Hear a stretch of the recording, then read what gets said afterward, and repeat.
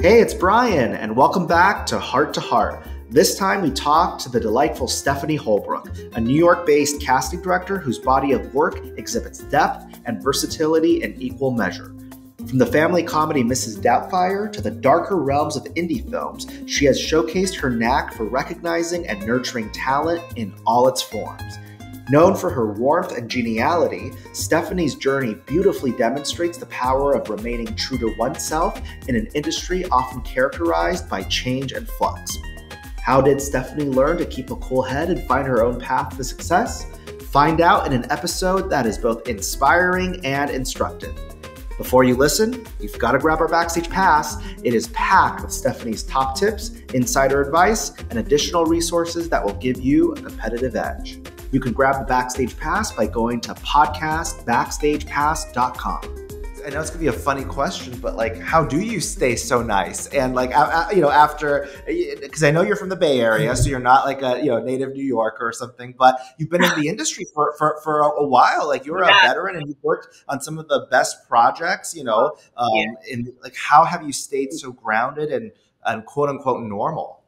Oh my gosh. Well, thank you for saying that. And I think, I feel like the older you get and the longer that you're in this business, you realize like it's not worth it to be anybody but who you are. And I think it actually like fosters a creative experience if you're actually like, you can be open and deal well with people and manage relationships. And I think it's part of being good at my job, I feel like, is being able to, well, first of all, I love working with people and working with actors foremost, but there was a moment I was working for kind of a big deal casting director when I first moved to Los Angeles. I had my start actually in background casting, extras casting up in San Francisco, and started working on some bigger movies. The under fives. I was working for a casting director named Nancy Hayes, and she's an amazing woman. She taught me so much, and that was a great basis. But when I moved to LA, I was sort of starting again, and I've done that a few times. Start in different markets, which is a challenge in itself. But there was a moment I was working for kind of a big deal casting director as an assistant, and she was basically teaching me to be meaner. And it was one of those things where she would come in and she literally would like take the phone from me and like slam it down, hang up on the agent. And she's like, "You're being too nice." And I was like, oh, I don't, I was sort of conflicted because I was like, better at my job in her eyes if I was kind of like more in sort of the like, being short with people or not, it's, I don't know, like changing my demeanor. And an agent that I had worked with for quite a while called me one day, and he's like, I used to think you were one of the nice ones, but you're changing. And it really hit me. I was like, whoa, like, and I started to kind of like look around me and see like what, do I want to change, who I am for this business, or do I have to? And that was sort of a turning point for me. So it's sort of the moment that I was like, I just need to be who I am. And if that doesn't work for this office, then I'm going to have to skedaddle at some point. Right. But, it's hard. First of all, I do think that if you are easier to deal with it, in the room or in the Zoom room now, you get a better performance from the actors. And frankly, this business, I have been in it quite a while, and there are plenty of people that I have crossed paths with multiple times. And you don't want to burn bridges either. You want to be able to, have these relationships forever. And so I don't know. I appreciate that. And do you, oh, sorry. No, go ahead. Do you ever, I'm curious, get comments from like agents and managers just being like, wow, you're so refreshing to work with, or like you're so different from everyone else? I don't think so. I mean, okay. I guess if you know an agent long enough, you're like, you can vent to each other about things, but I don't know. That's interesting. I have to like think. Well, that's your reputation. So just know it's like everyone finds it refreshing to work with you. I so appreciate hearing that. That's amazing. Thank you. But Stephanie, since I've known you, you've always been, the actors have always come out of the room just letting me know and us know then, just how great the class was. And from day one, we've always felt that, and we've always felt there's a real significance about having a class where a casting director is imparting their knowledge by assigning you material that they've worked on and giving you a finite period of time to prepare, and then hearing their thoughts on your preparation. This kind of class format has gotten all kinds of responses. And I was just curious to hear about your response, because obviously you've been doing it a long time. I love knowing that you guys have, at least seen their work, before and everything. Because I think it's hard, you're always going to enter a class at the level where you should be. Like if you're taking an acting class, you're not going to take an acting class with like the Broadway legends. You're going to, if you're starting from the beginning kind of thing. So I like that. And just coming in there and knowing that the actors are ready to work, and the questions are really good. And it gives me a little bit of a perspective on, and I think it helps me with my future auditions in that I'm finding out what's interesting to the actor and what they want to know and what worries them the most or what the concerns are. And so kind of puts me in their shoes for a couple of minutes in the classes, which I love. I was just curious if you got to see, have you seen the film Blonde yet? Yeah.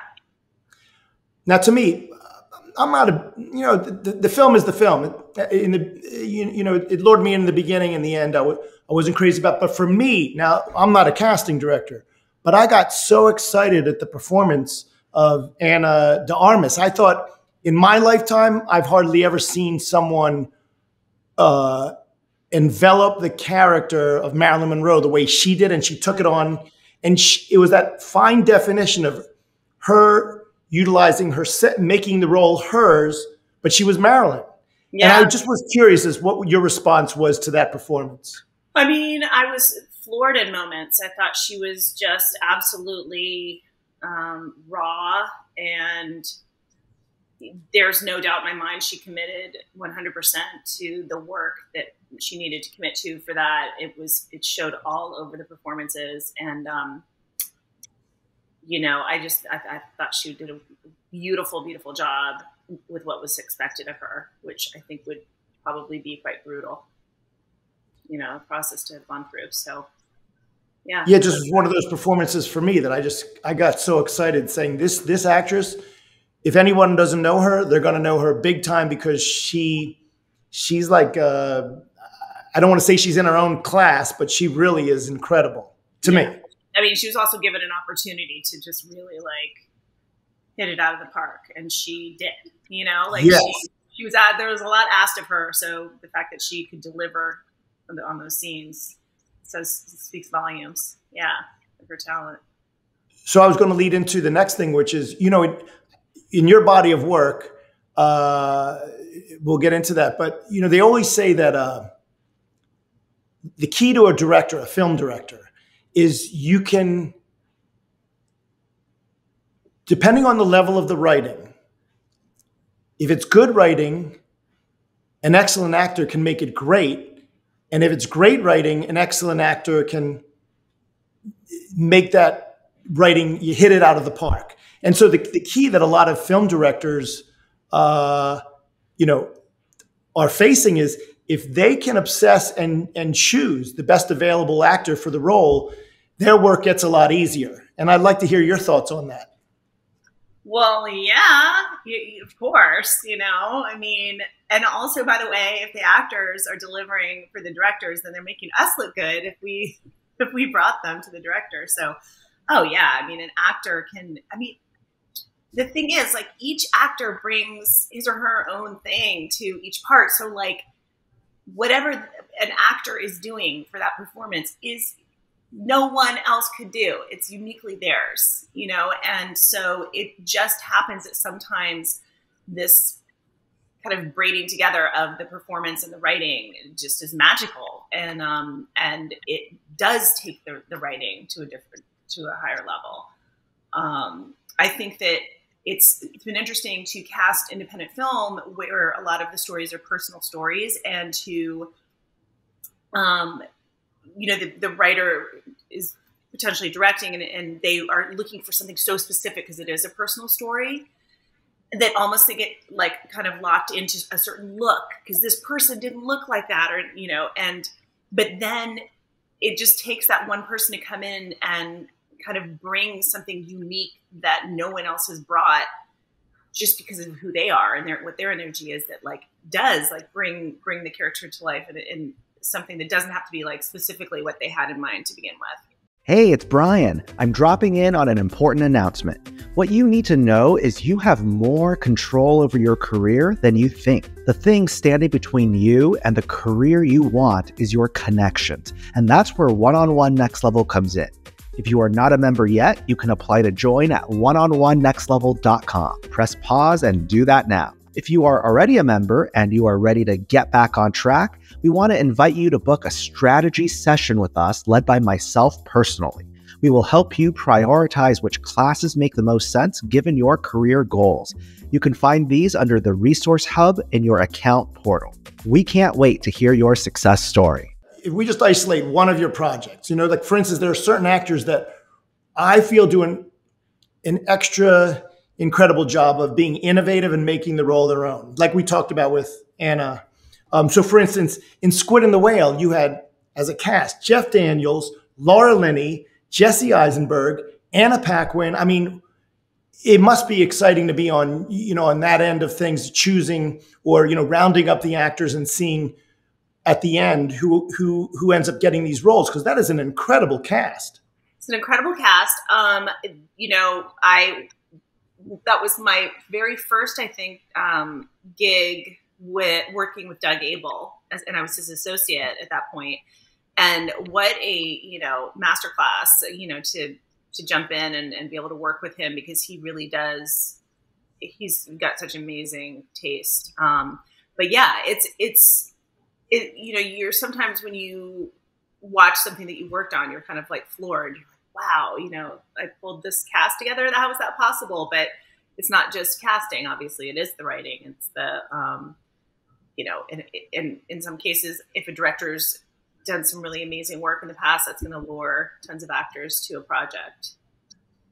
And I see here that you actually prefer working on indies. And, we had our staff do a little research on you. And they said you love casting horror and thrillers. I do. Yeah. Not to limit myself. And believe me, I'm working on a handful of indies right now. And, I'm ready to jump back into a series anytime.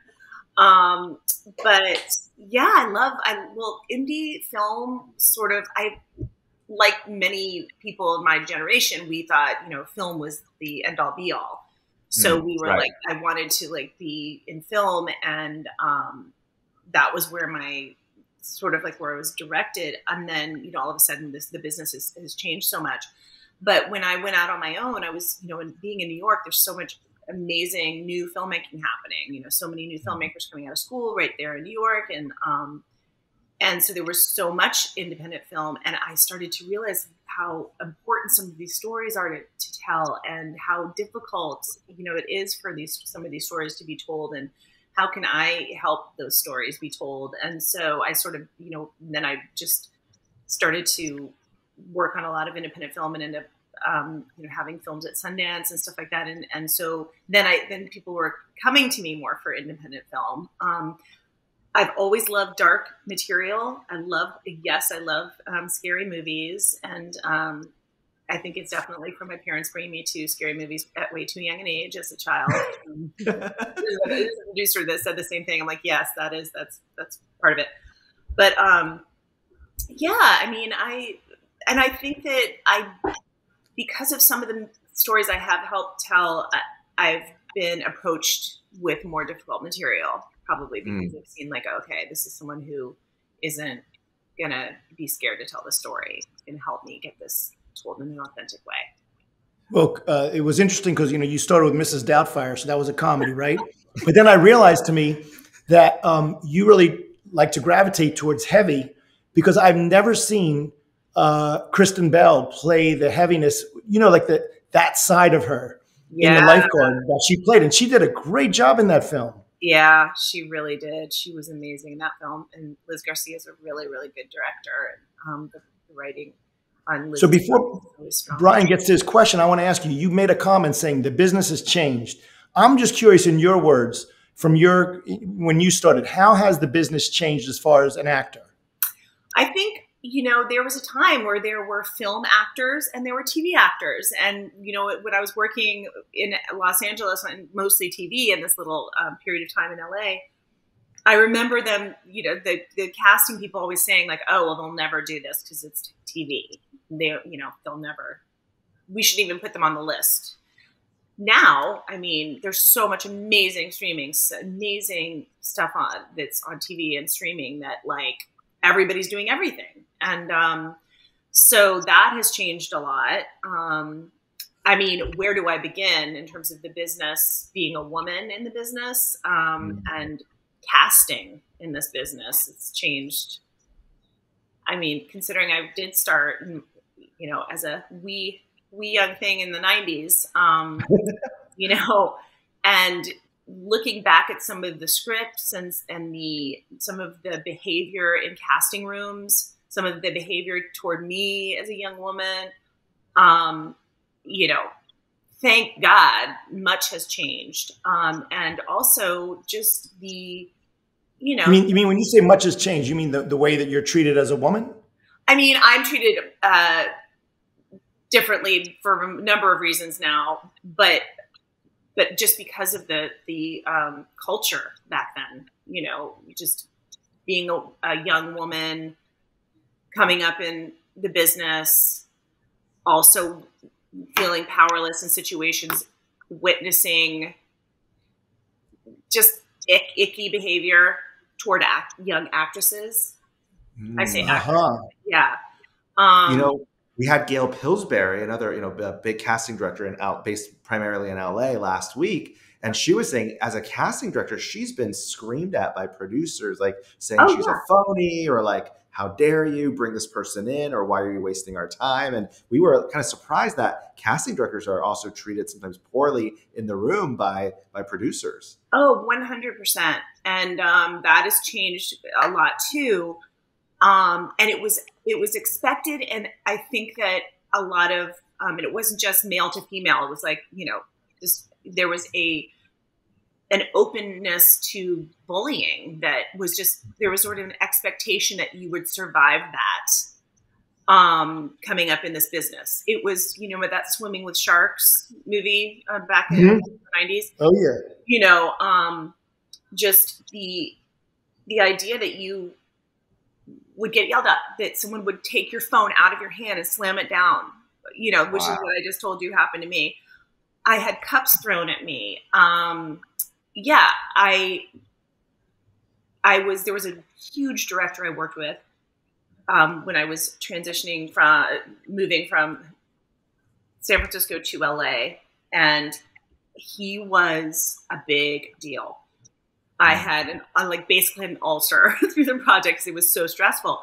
Back then you had pagers. And so I would be paged, and I would be paged and expected to come to set, and to probably get yelled at. And meanwhile, there had been, all kinds of behavior on set with like throwing camera equipment and, oh my God. I mean, and it was just, you just sort of, and same set that I would walk by and like the producers would like leer and make comments, like catcall it to a crew person, it's just the whole, but back then that was just, it literally was just, you wouldn't laugh it off, but you wouldn't be like, F you, what do you, because it was just so common.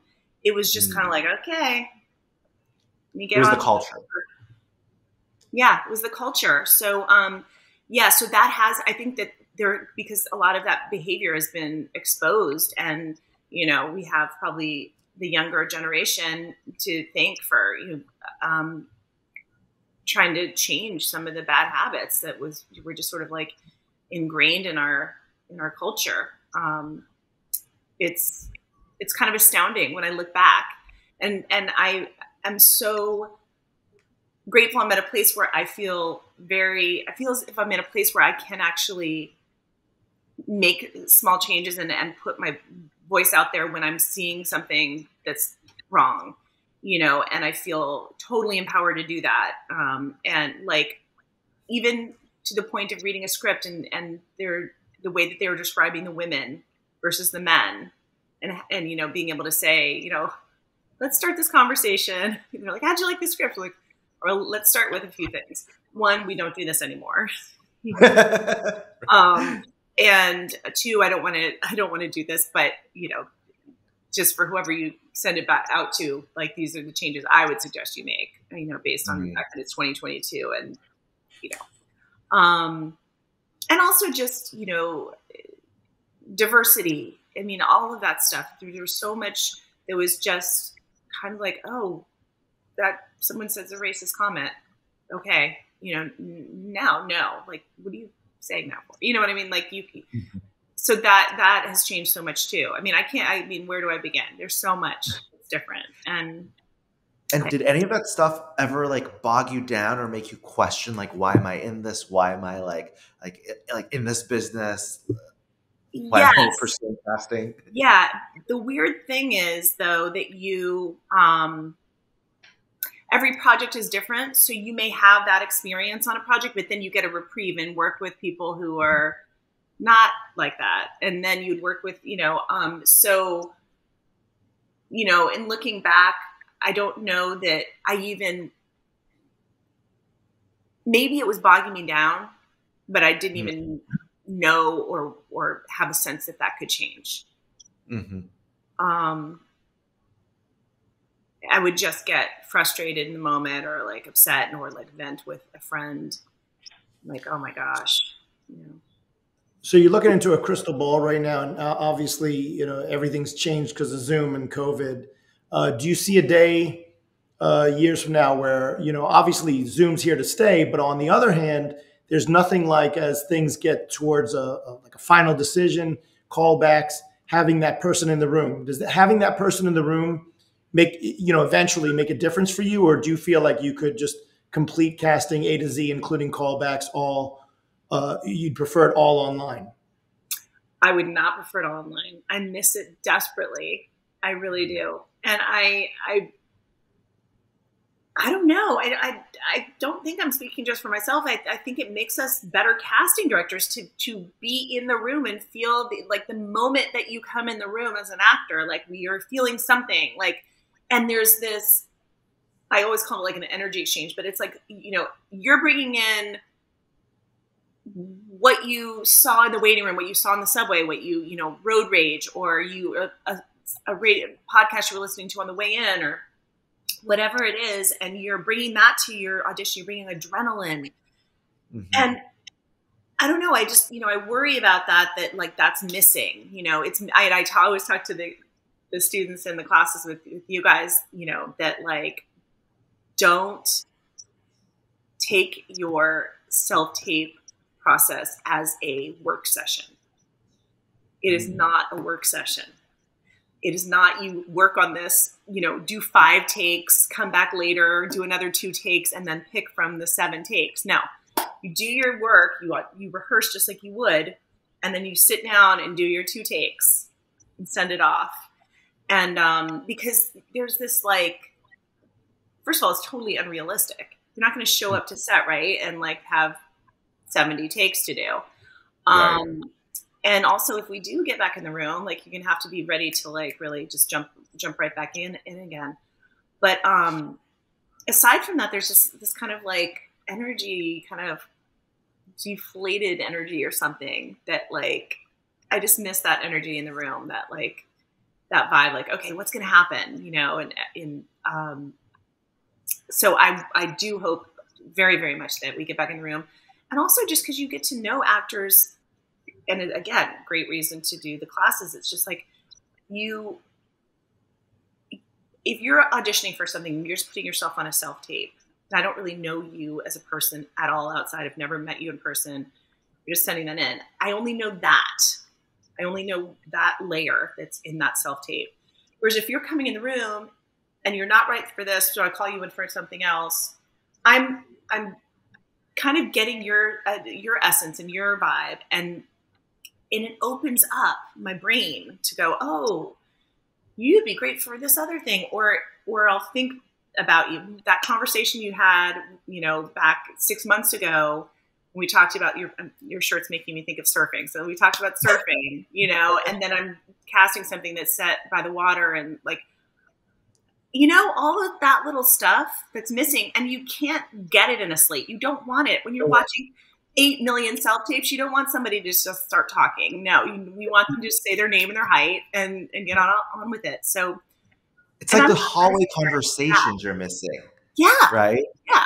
It's all those conversations. And it's kind of weird, like when sometimes actors pass away, young or old, like whatever, like I think casting people feel this, like we feel like we know this person so well because we've seen so many different layers of the person with their auditions, the actual material that the scripts, but also just like seeing that person and like having those little, like, oh my gosh, my dad died, struggling with that right now. Even if it's a short conversation, yeah, you just get to know people in a really like what feels like an intimate way because you're in this room, soundproof room. It's like safe space. Right. And so you had you started your casting career in LA. And I'm so curious, like why you made that. Really. Oh, San Francisco. Yeah. San Francisco. Cause I believe that those early years of doing extras and background, like this under 5 roles really, really set the stage for like helping me kind of paint the picture and like putting the pieces together for a scene. Mm-hmm. So can you give an example, like why, how? Well, because you have to use instincts to be like, okay, what is it? It's the scene's in a restaurant. It's a high-end restaurant. Like, who would be here?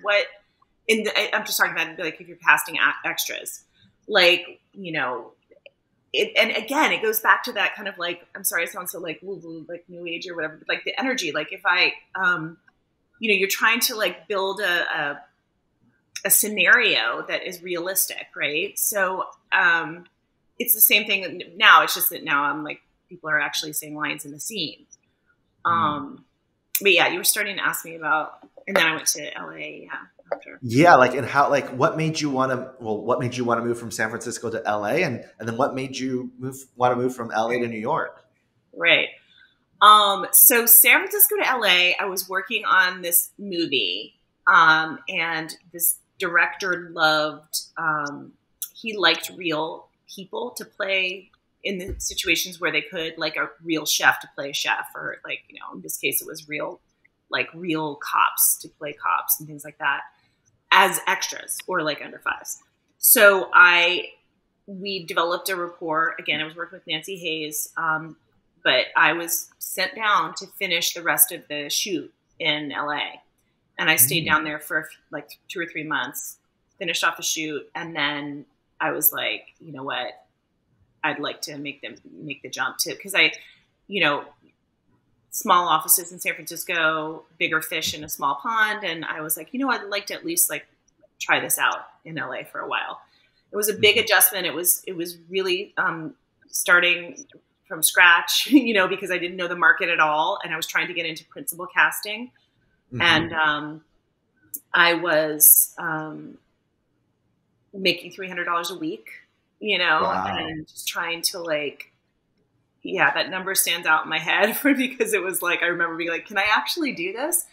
Right. But that's what assistants were paid back then, like 300, 350, 400 I was so inexperienced. They were like, take what you're given. Right. But then, kind of at some point I was sort of ready to get something more stable going. And I was looking for work at studios rather than being freelance. Cause like, if you're making so little money and then you are free, don't have a job for a few months, it was really difficult and stressful. And I was working with some really difficult people. And when I actually left one of my jobs saying that I really needed to get a steady gig, I was told that if they found out that I ever got back into casting, that they would make sure that I wasn't hired because I was high and dry. Like, this is the kind of stuff. Yeah. Well, you know, I was gonna say to you, this is very good because you know, there are all these popping up mindset classes, right? So I was going to ask you, when you were getting paid $300 a week and being treated the opposite of a king or queen, was there ever a point where you just said, "Screw it, I'm out of here. I'm done"? There were a few moments. Yeah, there were definitely a few moments, but at the same time, almost like felt like, okay, so this is what you got to go through. You know, what people, and it wasn't like I was the only one. I was hearing other people saying the same things. And I was like, if I could just keep going a little bit longer and move up to an associate, which I did end up doing. But again, it was just, you know, you get to a point sometimes I guess you get to a point I needed more structure and more stability. And I was going for interviews at all of the studios and having these great interviews. They kept calling me back randomly, like there's an opening. But then every time I would go back, they would say, "Oh, you know, you're working with these amazing people. You're going to hate working at a studio. It's not going to be as creative as what you want to do." And I'm like, "No, really, it's fine. I want to do it."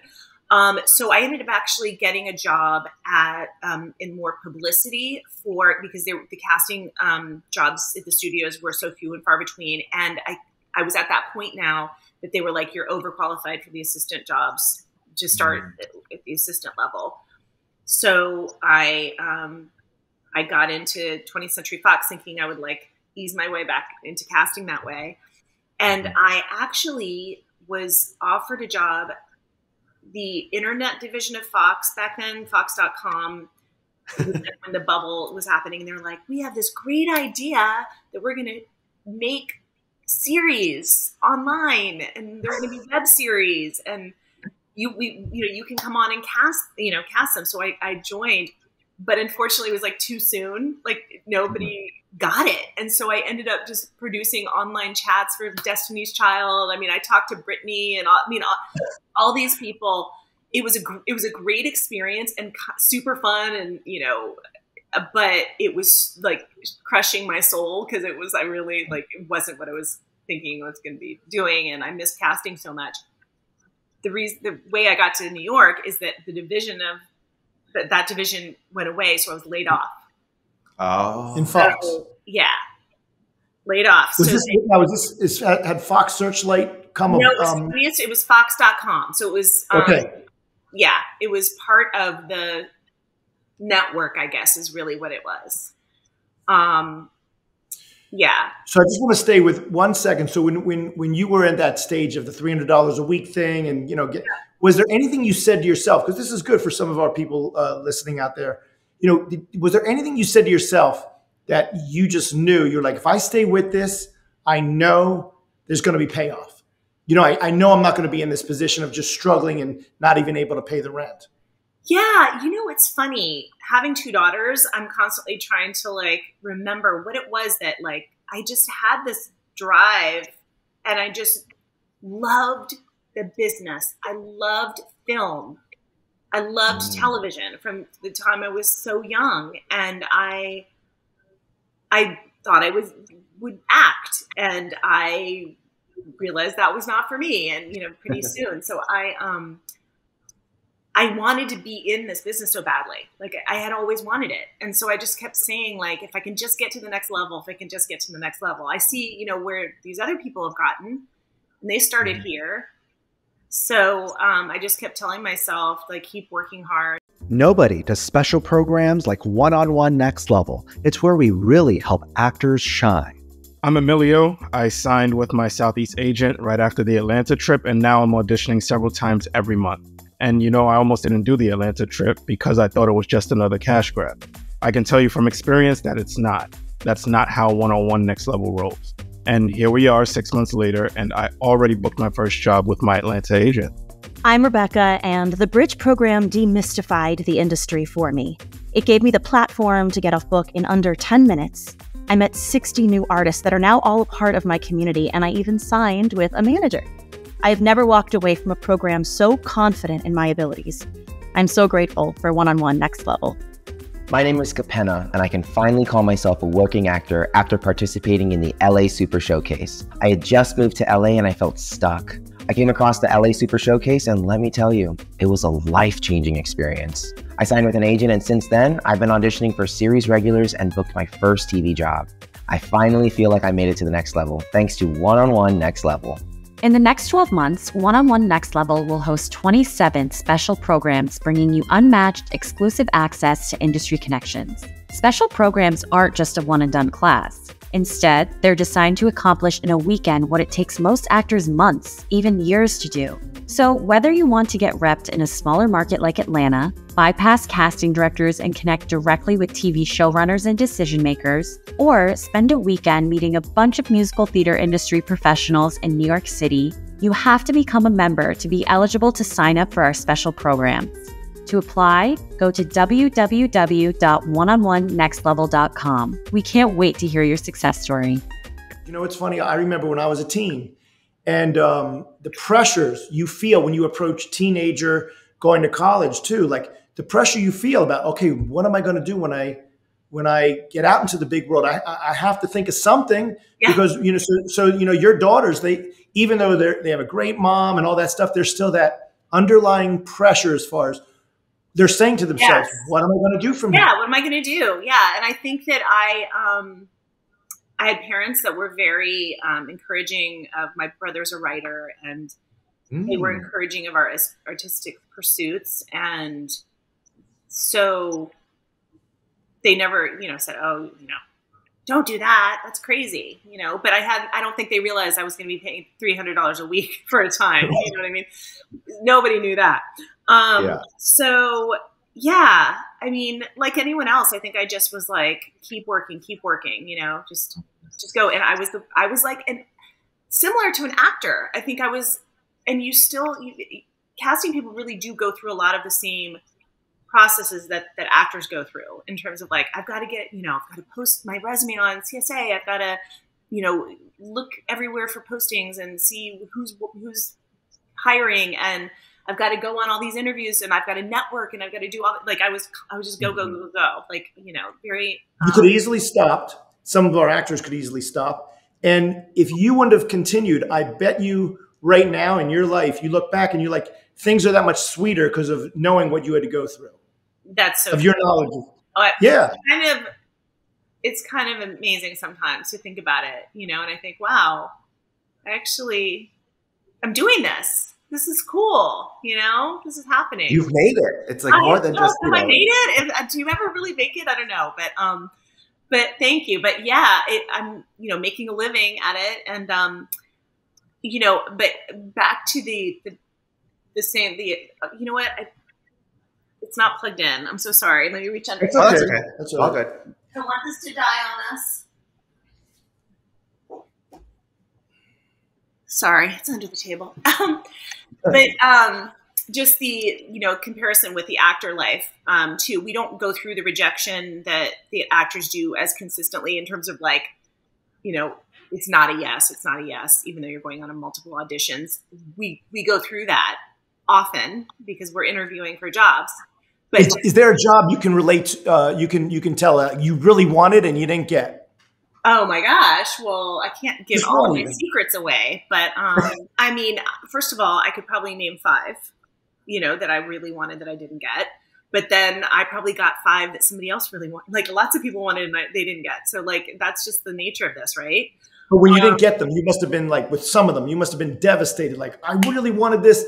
I didn't get it. And, you know, you got to pick yourself off the floor eventually and just move on. But it's not so easy. Yeah. Well, I remember when I was first starting out and I didn't have an office and I was renting space per job.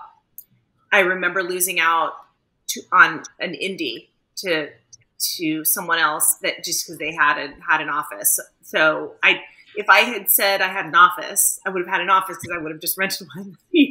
But they, asked me outright, do you have a permanent office? And I said no.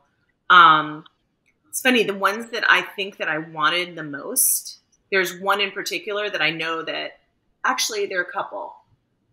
One in particular that I knew for a fact that like everyone in town was, all of the people that it's almost like going into a waiting room and being like, okay, yeah, those 5 people are here. Yeah. Cause we're always here together.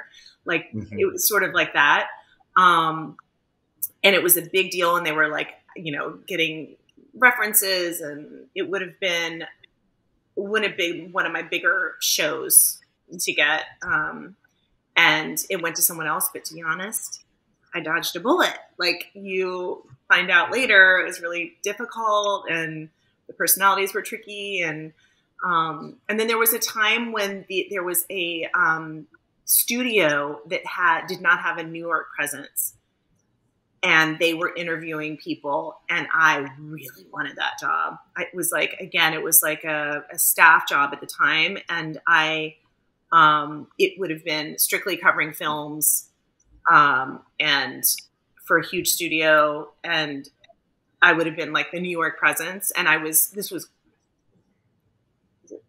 like, at least, it was probably like close to 20 years ago, like soon after I moved to New York. But again, seeing all these faces in the waiting room and being like, oh, and in the back of my mind going, yeah, I'm probably not going to get it because that person has already, done way more than I have. But you experience the same thing, and you feel that rejection, and you feel that like, I'm never going to work again. I mean, I talked to my, some casting friends, and it was really like, we all got really busy during all the way through the pandemic for like 2 years. And then all of a sudden it was like, boom, there was all this like, shuffling about at some of the agencies and some of the networks. And it was like, and it got pretty slow, and people were like, what's going on? Yeah, we've heard that across the board, commercials or LA, New York. It's like, yeah, what's you would think everybody in this country, felt it. Yeah, definitely. So we relate. We really do understand that feeling. We just don't go through it 9 times a week in an audition situation. But I can't believe someone told you it's like, if you try to get a casting job, we're going to make sure like you don't get like, Yes, it was like, are you leaving our office for someone else? Like, it was almost like, I was breaking up with them or something. And I was like, I just really I'm at a point where I've just been doing this, stopping and starting with projects, and I just need some stability in my life for a little while. Knowing what my bottom line is, and having more of a, like, less, having to hustle so much, for the next gig. And I had been with them a while. They had promoted me to associate. So this was in LA. So it was like, they felt they were doing the right things by me. Right. But at the same time, they were kind of difficult to work with, and asking me to do things that I thought were not part of casting. Some like personal, like, get me a sandwich. More like, can you house sit? That's worse than a sandwich. Oh my God. Yeah, I can believe it. Yeah. But in their minds, they were like, oh, well, we're giving you, we'll pay you to do that. But like, we'll give you a couple bucks, but that's just like extra money on top of your job kind of thing. Oh, wow. Yikes. So I mean, it's so helpful. Those two things together, where it's like, yes, there was a point, Mark, where I was like, enough already. Yeah. And so, but again, the creative process of it, and also just being able to go, I love premieres, and I love the energy and celebrating the filmmakers and being part of that camaraderie. It's like why I love like the Artios Awards, your community is celebrating each other, and so I love all that. That's just like icing on the cake. But the creative process, I knew I missed it the moment that I wasn't doing it. And that's why when I had the adventure of like, I think I'll move to New York for a year, and then just have a great adventurous year. And then there was like a writer's strike looming at the time that I moved. It was 2001. And I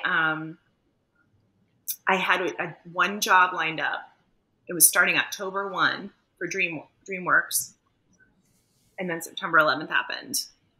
Wow. And so that was canceled, obviously. And I was very... Were you in New York or were you still in LA? I was in New York. Yeah, I was in New York. And I was totally like discombobulated by that, obviously, like everyone else in New York City. And I didn't have a job. The job that I had lined up was gone. So I went back to San Francisco for a few months, worked with Nancy again, like on some commercials, got my bearings, took a deep breath, and decided, yes, I do want to move back to New York. And I got a call about working with Mikey Halloran for, it was CW at the time. I mean, it was UPN. UPN. Yeah. UPN. And so I came back, came to New York again for pilot season, and then ended up getting a job directly after that with Pat McCorkle, who I got to work with on Chappelle's show, which was like a blast. And I loved that experience. And then some other projects that were really cool. And then was it Ellen Chenoweth needed an associate because she and Susie Ferris were casting. Actually, I worked with Susie on a movie, and then she and Ellen were working together on Mona Lisa Smile, and so I worked as their associate. And then you're hearing all the jobs, but I got a call from Doug Abel, and Cindy Tolan was moving on from his office, and he was looking for an associate. So then he and I ended up working together for a few years, and then I went out on my own. And then since then, we've come back together and collaborated on a bunch of stuff. So that's the life story. It's a great story because once again, we went from the $300 a week story to like, look at you now. And, you don't see it, but as clearly as maybe an outsider, but that's some story as far as being able to see that, because of the perseverance, here you are. And 3 markets too. I know. I don't recommend like switching markets twice, but I definitely, I think it gave me a sense of like, first of all, like I can start again. I can do like, no matter what, I can pull myself. You can rebuild. Yeah, I can rebuild. Yeah. And it was exciting too. It's like, learning, just diving in New York was so fun to learn the actors because I was just going to as much theater as I could go to. And I sat down and watched like all the reruns of Law and Order I could watch so that I could get to know New York actors and just look at the credits for the people I didn't know. And so there's a lot of fun to it, but it was definitely difficult because you're having to build relationships that just from nothing. And what you were saying, the parallel with your pursuit and what an actor pursues, including relatives coming up to them saying, "Oh, you're an actor," and they look at them like they're on drugs, right? Because they're like, "You're crazy." Yeah. Do you believe in the phrase, "Where there is a will, there is a way"? Yeah, I do. By the way, she embodies it. That's what I'm asking. Thank you. I do believe that, and I think that there's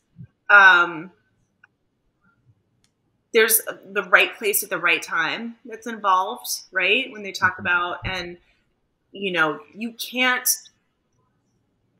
I think I was listening to a Smartless podcast. Do you guys know Smartless?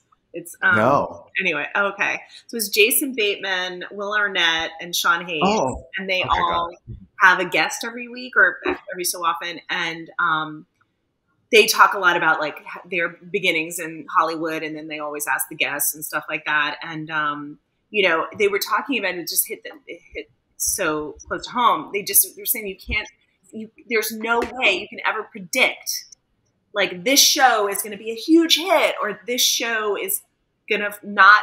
You could read something and be like, oh, it's okay, and then it's just all like for whatever reason, it's like everybody in the world loves it, and so. Like you just kind of like try to pick the projects that inspire you and in some way and just go from there. but yes, I do think that there's a lot to be said for that. Where there's a will, there's a way, but you're just having to put yourself in the path of opportunity as much as you can.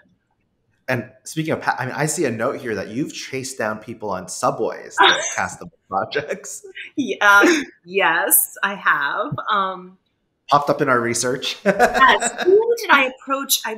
It might have been Ian Wen, and one of the first films that I ever cast on my own in New York. But he ended up in this little indie film that I cast called Tie a Yellow Ribbon. But yes, I've been that weird person. I've definitely been the person in the mall, and I've had to cast commercials where they just want real people. So I got my sea legs with that. But of course, like if there's somebody that seems right for something, and why not just give it a go and give it a try. and strangely enough, sometimes people are like, well, I'm an actor. And you're like, oh, well, all right. Right. I got to tell you, Stephanie, this has been a great conversation, and it's just a pleasure having you on the show. Yeah, I we've already gushed about you so much, but like it's truly heartfelt, in that you're such a giving presence, and you're just kind of such like a embodiment of like why we have casting directors come teach for our actors. But your story, as far as the reason, the summing up of where there's a will, there's a way, I really do think there's inspiration there, because if you stick to it in telling your story, there's it's never smooth, but that thing always happens that you think, okay, this might be it, but then as far as might be the end, but then something always leads to something that leads to something that leads to something. Yes. And even though there's some abuse involved, as far as having some snowballs thrown at you. Hopefully that has died down significantly. I know we would never allow it in our office, but yeah. And I always tell the students in the classes, like, you're planting seeds along the way. And so, yes, be a good person and be who you are, and do not compromise your moral fiber, and keep your integrity intact, and just keep putting in the work. Yeah. And we have there's a one final question that we've been so curious about, because you've taught at one-on-one for 20 years, and really consider you to be like a teacher's teacher, and your classes the actors always come out gushing.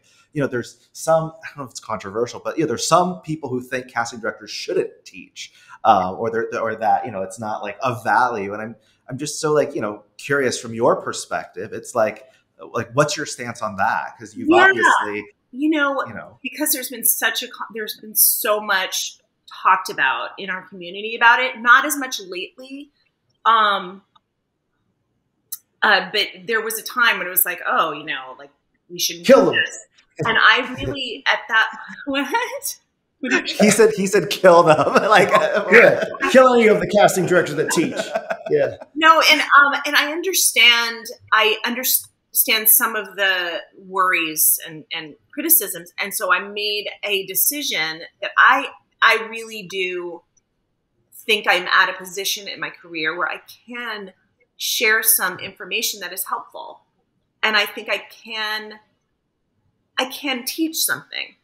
And so I would never feel guilty about taking advantage of the actors or anything, because I feel as if, I do have something to offer. And I'm not just in and out of the room. I actually am doing this because it's really, really helpful to meet new actors and have an opportunity to interact. And this isn't an audition. No, you're not auditioning for something I'm, casting right now. And as long as that's been made clear, and I remember there's a time that we weren't allowed to take their headshots or something. So we could look at them in the room, but then we'd have to give them back or something like that. But I don't know. That's, maybe that sounds like arrogant or something. It's not that. It's just that I feel as if there's a value added on both sides, and that it's an interactive experience. I don't feel I'm taking advantage of the actors. I would never do it if I felt that way. Absolutely. It's, and it's, it goes without saying. It's like, you are like you're one of the examples of a casting director who truly teaches, and actors get so much value out of your classes. That's so nice. Well, I enjoy them so much. So thank you very much for joining us today. Yeah, it's been really great. Hopefully you had a good time. And I was a little worried. I was like, I don't have a Wendy McKenna audition story. I don't know what I'm going to do. No, and we wanted to really make this about, the pot really is about, it's to celebrate, one-on-ones, 30 years. And it hasn't always been easy. We've gone by this thing where there's a will, there's a way. We've gone through a lot too. And we kind of want to showcase and really inspire the people listening, mostly our actors, maybe some aren't actors, that, in this industry, like whether you're an actor or a producer or a casting director, you will encounter difficulties and hardships that you have to overcome, or people throwing stuff at you and taking advantage of you. No, do not let that happen. No. Right. And we want to share these stories like you have, that I think it helps people relate, especially actors who sometimes, really question whether they should keep going or not. Yeah, no. Keep going, keep doing it if you love it. And, always have a way to financially have a bottom line, and then hopefully that ends up being all from acting, so. Thank you so much for listening. If you haven't done it yet, grab the Backstage Pass. Don't treat this podcast as mere background entertainment. The Backstage Pass offers exclusive resources and behind the scenes footage that empower you to make a real impact on your career.